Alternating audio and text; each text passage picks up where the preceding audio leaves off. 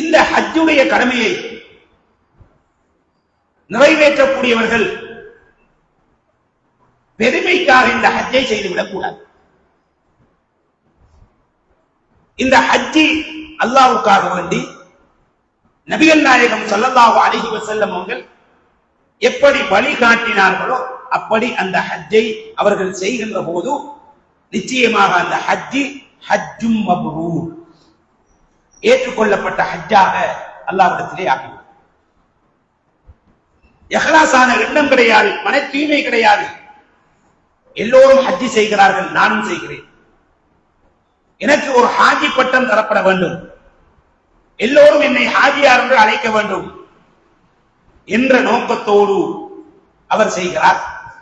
அல்லது அவருடைய நோக்கம் நல்லதாகவே இருக்கிறது, ஆனால் அவர் செய்த அந்த ஹஜ்ஜை சுன்னாவின் அடிப்படையில் ரசூல் ஸல்லல்லாஹு அலைஹி வஸல்லம் அவர்கள் காட்டி தந்த அடிப்படையில் அந்த ஹஜ்ஜி நிறைவேற்றப்படாவிட்டால் நிச்சயமாக அது ஹஜ்ஜும் மப்ரூராக இருக்க முடியாது. ஆகவே சகோதரர்களே, இந்த ஹஜ்ஜை செய்யக்கூடியவர்கள் நிச்சயமாக இந்த விடயங்களை கருத்தில் கொள்ள வேண்டும். ஹஜ்ஜி என்பது அது ஒரு தொழுகையை போன்று, நோன்பை போன்ற ஒரு வணக்கம். இந்த ஹஜ்ஜி என்பதை சிலர்கள் அவருக்கு ஹஜ்ஜி போயிருக்காரு எனக்கு சொல்லாம சொல்ற முறைப்பாடு, ஹஜ்ஜி போன எனக்கு சொல்லித்தான போய்கொண்டு அவர் ஹஜ்ஜிக்கு மாத்திரமல்ல, ஒருவரிடம் தவறு செய்திருந்தால் அந்த தவறை ஹஜ்ஜிக்கு போகக்குள்ளதான் போய் மன்னிப்பு கேட்கணுங்கிறது கிடையாது.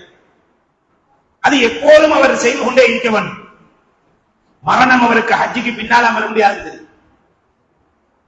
எந்த நேரத்திலும் மரணம் வரும். ஆகவே மற்றவரிடம் சென்று நாங்கள் செய்த தவறுகளை மன்னித்துக் கொள்ளுங்கள் என்று ஒருவர் கேட்பது என்பது அது எப்போதும் கேட்க வேண்டியதுதான். ஹஜ்ஜுக்கு மாத்திரம் ஒரு சிறப்பான ஒரு வணக்கம் கிடையாது.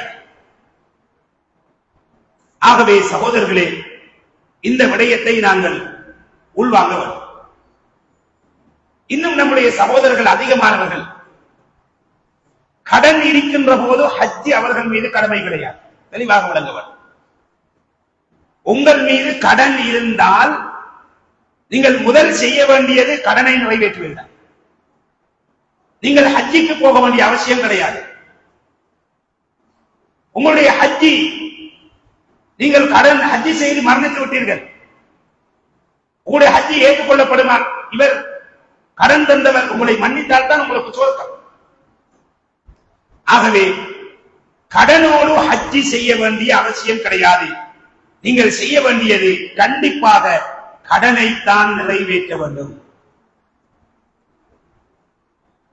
கடன் இல்லாத மேலதிகமாக செலவு வசதி இருக்கக்கூடிய அப்படியான மனிதர்கள் மீதுதான் அந்த ஹஜ்ஜி கடமை.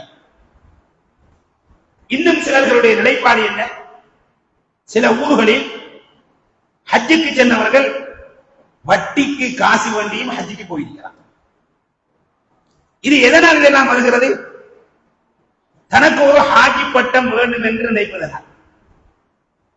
அல்லாஹ்வுடைய சுவர்க்கம், அல்லாஹ்வுடைய நரக விடுதலை, அல்லாஹ்வுடைய அன்பு என்று நினைத்து ஹஜ்ஜி செய்யக்கூடியவர்கள் வட்டிக்கு போய் காசு வேண்டி ஹஜ்ஜி செய்ய மாட்டாங்க, கடனுக்கு ஹஜ்ஜிக்கு போக மாட்டாங்க.